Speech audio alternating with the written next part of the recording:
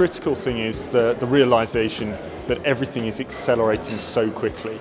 And companies really need to understand what this means for their businesses. And we're in this wonderful situation where technology is driving user habits, and user habits are so demanding they're driving technology.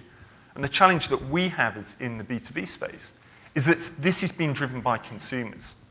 And unfortunately, our B2B buyers, on a Saturday and a Sunday, they are actually consumers. So they're expecting the same level of service, the same interaction, the same understanding and the same support when they're buying in a business context as they do from a consumer context. Even in someone like emerging markets, we find that people want to go online rather than, go down a traditional route, for example, of opening up a bank account. I think more people realise the value of it from a consumer perspective, and then are able to, use those behaviours from a business perspective.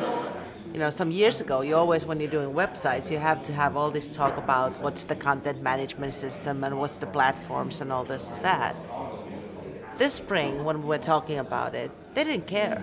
They said, well, fine, put it on some platform, have a system. We don't want to go to the IT, we don't want to talk to them, we don't want to talk about the change.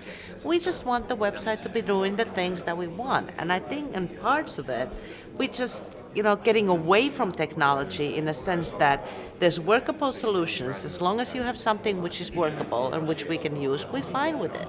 Let's not make a big fuss about the technology. Let's make a big fuss about the content and the stories and what we're actually trying to do. Customer journey is a very complex process. If we illustrate customer journey on the slide, it should be like this. Yeah. So the important point is how can we capture the key point during the customer journey? Well, with digital analytics, we know the night that it goes out, how things are reacting, because people will let us know through how they're moving through it, what they're looking for. So it really accelerates the insight gathering and lets us get closer to the customer a lot faster. So now there is the technologies and the ability to take someone from here, identify who they are, and track them anywhere, right to the point of where I want them to be. And if B2B marketeers can harness that ability and that knowledge, then it is going to completely change the way that B2B marketing is done. Well, there's three critical trends. The first one is very much around the rise of mobile. Mobile is really important. The way that people access the internet is changing dramatically. Companies need to develop their websites so that they're enabled for mobile devices. There's no point in having huge amounts of traffic coming to your website if they can't do anything because your website doesn't render properly. The second key element is very much around video.